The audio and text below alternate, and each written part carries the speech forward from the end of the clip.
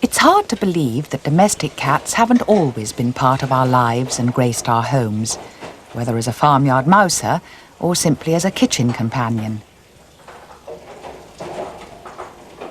In fact, domestic cats were only introduced into Europe around the time of the Battle of Hastings. Since then, the household cat has departed remarkably little in behaviour from its ancestors.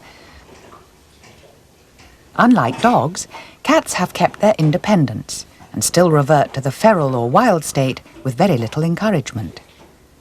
And of course, every self-respecting feline still retains its hunting instincts. It's often thought that the domestic cat is a descendant of the European wildcat, but this animal is quite untamable. Many have tried to keep one as a pet and failed. It seems far more likely that this domestic tabby originated from a quite different line, from the wildcat of Africa.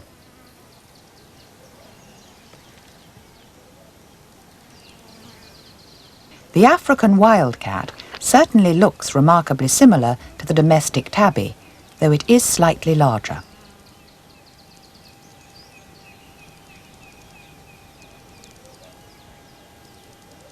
It spends most of the day resting and sleeping in the shade, behaviour familiar to all cat owners. Like most members of the cat family, it's solitary and prefers to hunt after nightfall. But wildcats do sometimes hunt during the day if the weather is cool.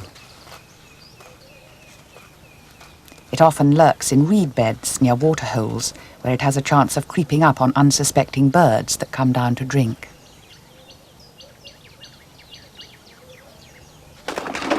It approaches using a ground-hugging run and then inches forward slowly to within striking distance of its prey. Unlike the European wildcat, the African wildcat doesn't shun man and often lives close to farms and villages.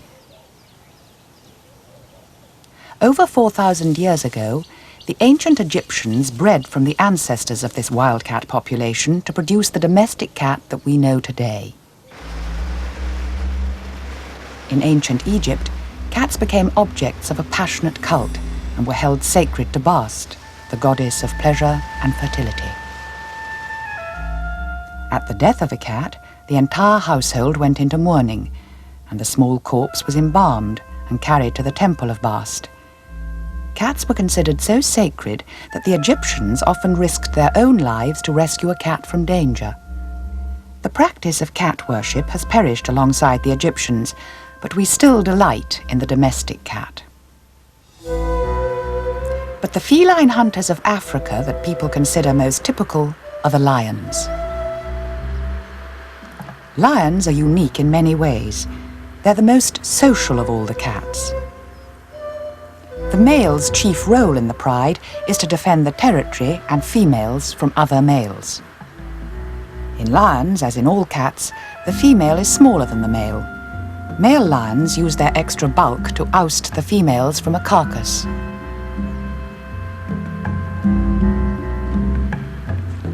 It's suggested that the mane gives the male the appearance of daunting size and strength without the drawbacks of increased weight.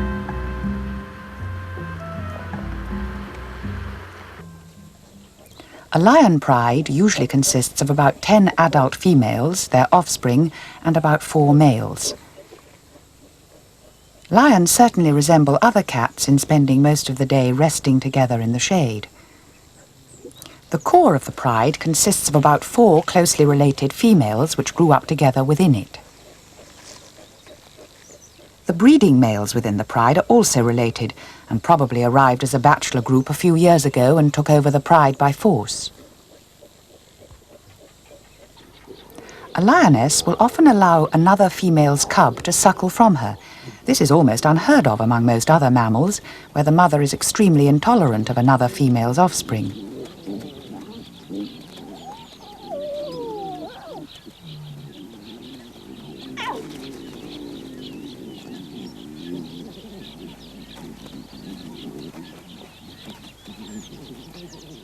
But as these cubs are the offspring of a close relation, the lioness is feeding cubs that still carry many genes identical to her own. It's It's rather like an aunt bringing up her nephews and nieces.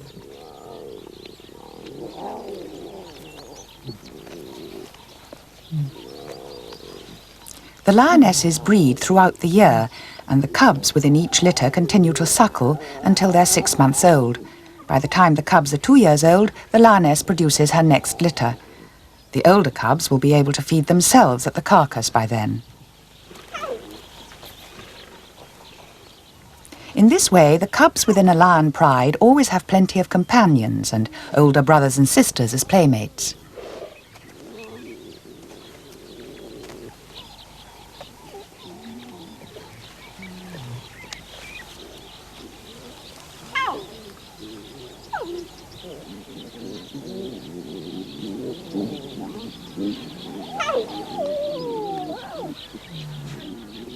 It's believed that the spots on the cubs' coats indicate a distant ancestor in common with the leopard, probably a small forest-dwelling creature which followed its prey out onto the plains during the rise of the ungulate herds.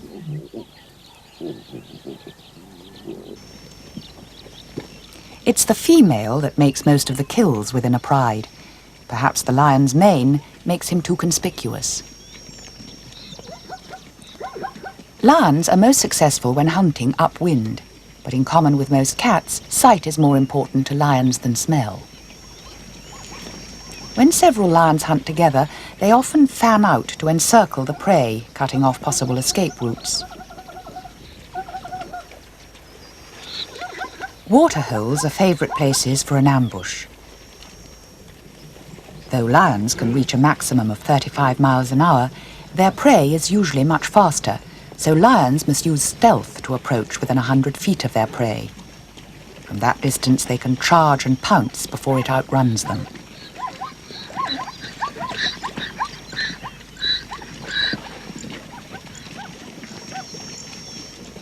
Waiting for the right moment may take many hours. The lionesses must be patient.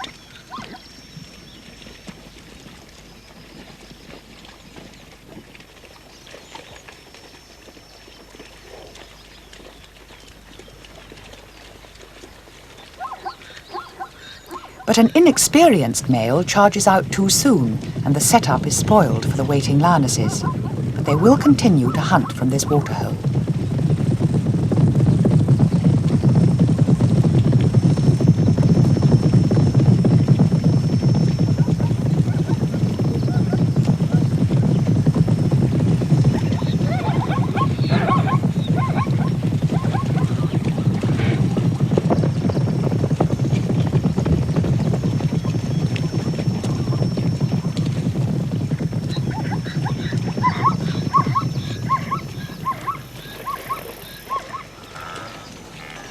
The bulk of the lion's prey consists of the larger antelope, wildebeest and zebra. During the dry season, these animals migrate to areas where the rain can be expected to bring fresh new growth. The lion pride is trapped within its territory and can't follow the herds as they leave its hunting range for better pastures. During periods of severe drought, this can produce quite devastating results in the resident pride. There are no cubs. They were the first to fall victim to starvation, and the females will soon follow, unable to compete with the larger males for what little game remains.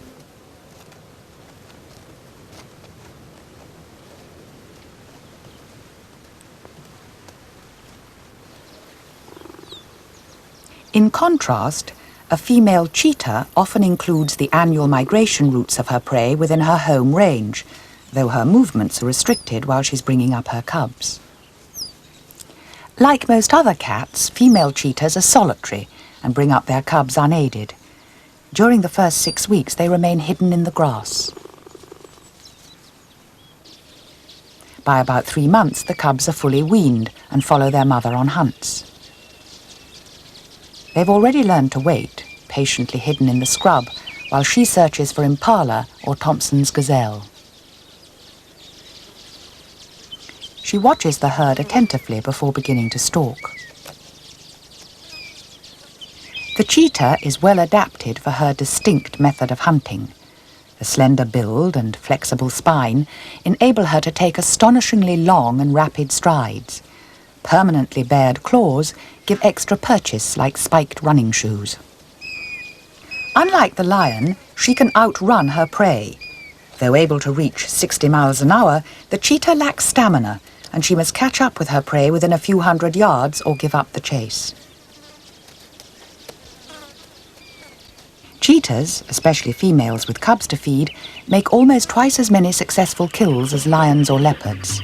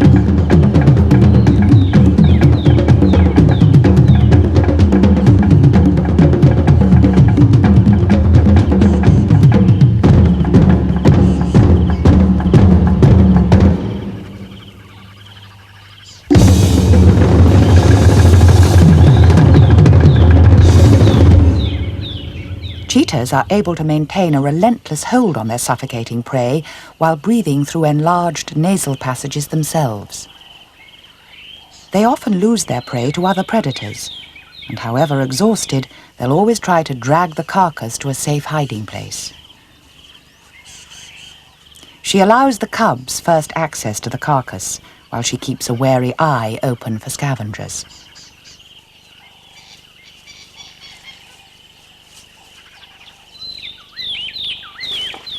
Unlike lions, cheetahs never return to a carcass, so they must gorge themselves at one sitting. Luckily, this time, no other predator appears on the scene, and they can feed in peace.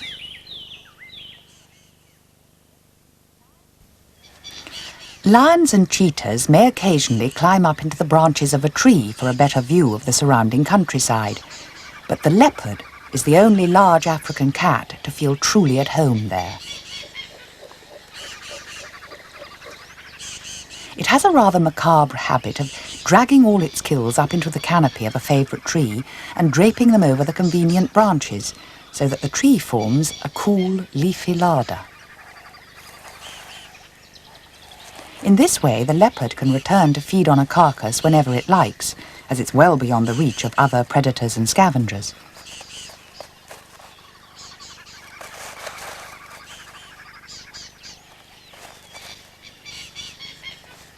The leopard normally preys on small antelope and birds, though it does sometimes include another feline relation in its diet, the serval.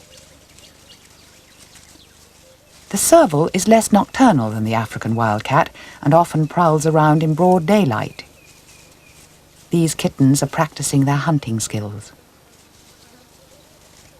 The serval seems to have an extremely long neck and legs in proportion to its size. It needs the extra height when hunting small rodents and lizards, which lurk beneath the grass stems. It often pauses for a few seconds and tenses, listening for a faint rustle in the grass before making an elastic leap in its direction.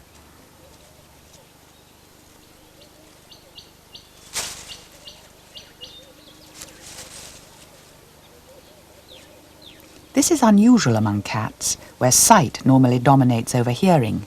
Small cats are particularly sensitive to high-frequency sounds such as rustles and squeaks.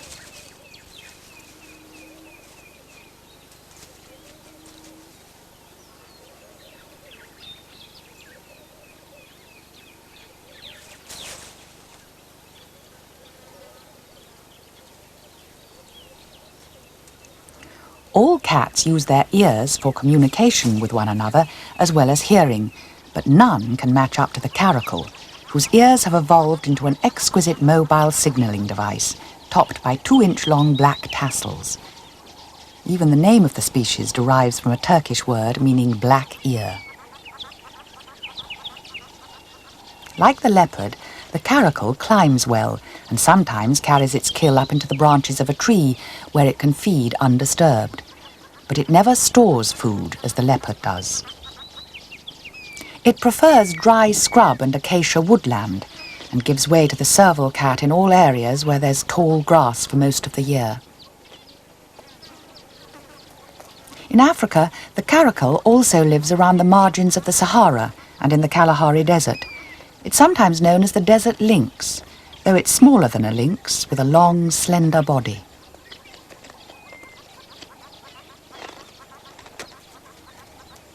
Like the wildcat, it will sometimes hunt by day in cool weather, and it's renowned for its ability to strike birds down in mid-flight, sometimes leaping 6 feet into the air.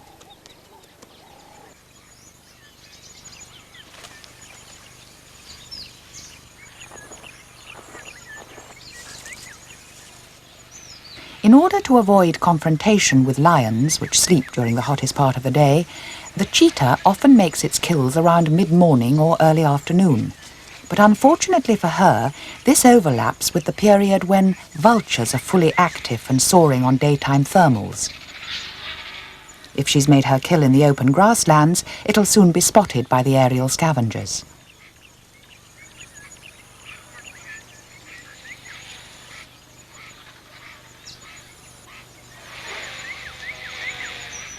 A handful of vultures are unable to drive a cheetah off its carcass, but a solid phalanx of waiting figures is more disturbing to a cheetah, which is the most nervous and timid of the African cats. The vultures have attracted the attention of other scavengers, such as jackals, which hang about on the fringes looking for a chance to run in and steal a morsel from the carcass. The female and her cub put on a brave attempt to defend their hard-won spoils.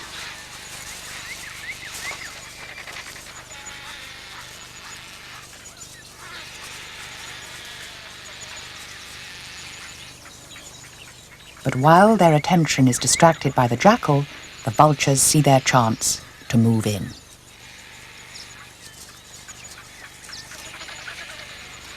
The cheetahs have no hope against a mob like this. Finally, they give up and leave the vultures to crowd in on the carcass in a shrieking mass.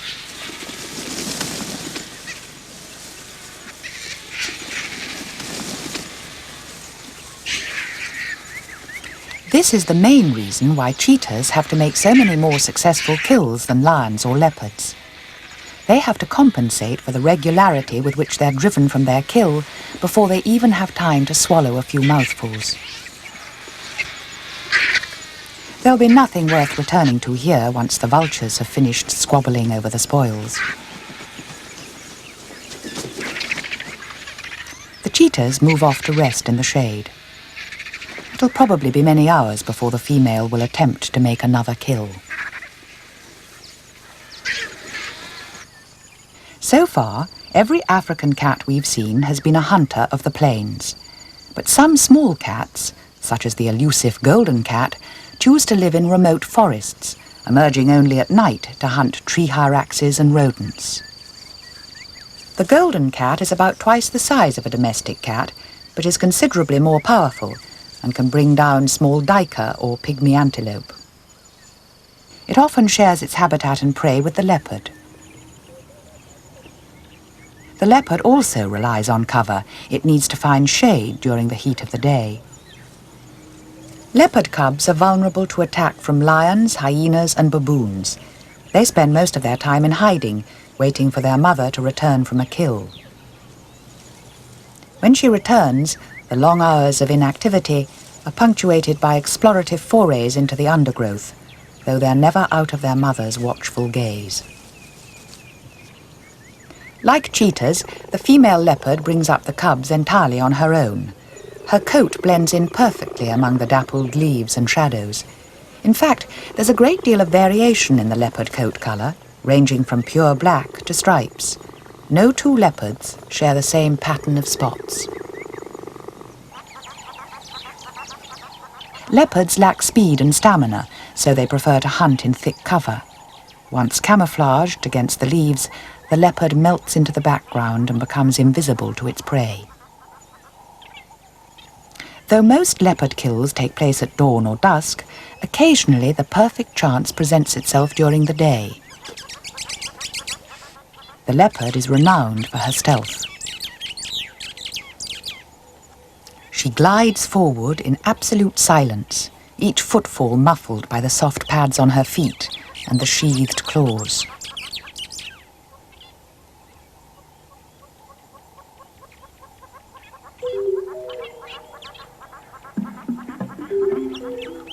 Still unaware of any danger, the dik-dik continues browsing on fallen seed pods.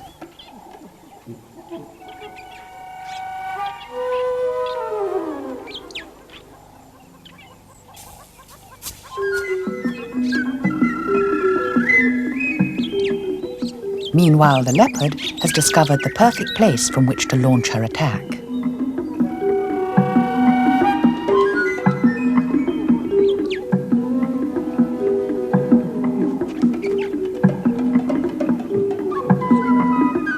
Tensing herself, a slight rustle betrays her presence.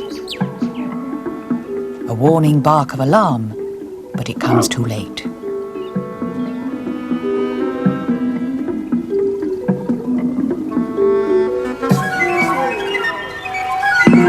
She strikes with claws extended, followed by an accurate bite to the back of the neck. Her next concern is to find a safe place to conceal herself and her booty.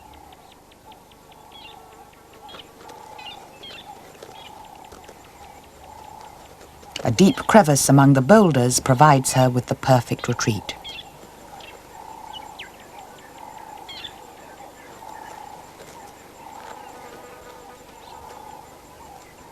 The leopard, in common with all other cats, is believed to have had small beginnings. It's thought that all cats evolved from an animal similar to the genet over 50 million years ago. The genet is placed in the mongoose family, although it has so many feline characteristics that it's often referred to as the genet cat. It shares the slender build, binocular vision, and retractile claws with the cat family, and stalks rodents, birds, and insects like a cat. Perhaps all modern cats owe their feline origins to an ancestor very like the genet. But the future of today's African cats is not so certain. The continuing destruction of woodland by elephants is driving the leopard into decline, and the cheetah, which once included India in its range, is now restricted to a few small pockets in Africa as more of its savannas are turned over to agriculture.